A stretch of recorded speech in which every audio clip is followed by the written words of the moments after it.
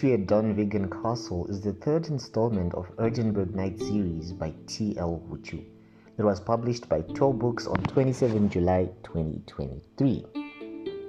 Ghost talker Ropa Moyo gets an invite to attend a magical convention at Dunvegan Castle on the Isle of Skye. It's all fun, games, and the drudgery of being an unpaid intern until a librarian gets killed and an ancient scroll goes missing. Everybody is a suspect.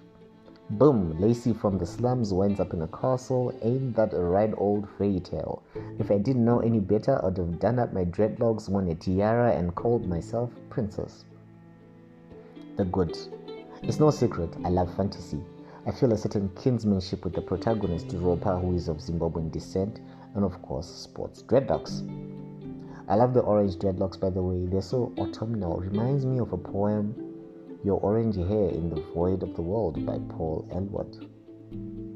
The book is peppered with poetic, geographic, and historic references blended seamlessly with fiction that I found myself having to double-check if, for example, such a poem actually existed, and to corroborate some of the nuggets of information offered in the book, which turned out to be quite factual.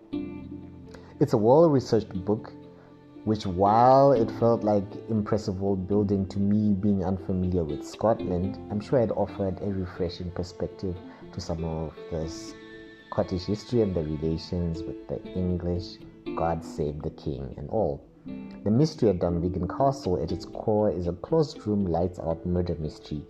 In my head, I pictured it as a knives out murder mystery at Dunvegan Castle. Someone in the castle did it, but who? When everyone is sus. This pond's too small for all the sharks swimming in it. Makes it hard to figure out who the murderer is when everyone's got sharp teeth. Compared to the other books in the series, this installment is more centered to the title. It's actually set at Dunvegan Castle, unlike the others where the titular reference was more a waypoint. Although ironically, it's not set in Edinburgh where the book series gets its name. It was a breath of fresh air exploring a different setting from the other books and expanded the range of the series. Got to see different sides of familiar characters outside of their usual haunts. The bad. I missed home. That is Ropa's grandma Melcy Mondoro and her young sister Izwi in their camper. Even though Melcy Mondoro is not featured in the book, she gets a couple of references that will drive you up the wall. We've never gotten the backstory into the life of Ropa's grandmother, but she must have been some piece of work. There was less of the paranormal and instead read more like the politics of magic in Scotland than actual magic. Ropa only had a couple of ghost-talking encounters and they were hardly relevant to the progression of the plot, just served as a reminder that she sees dead people. I still can't wrap my head around how anyone would leave an important investigation in the hands of a 15-year-old. I mean, yeah, sure, she's badass, but maybe the extraordinary committee needs to look into child labor and exploitation of minors in the society of skeptical inquirers. And then pop, an outlandish game of rugby, better suited at being held at Hogwarts during the Triwizard tournament than Dunvegan Castle, and was an unnecessary complication to navigate during the murder investigation.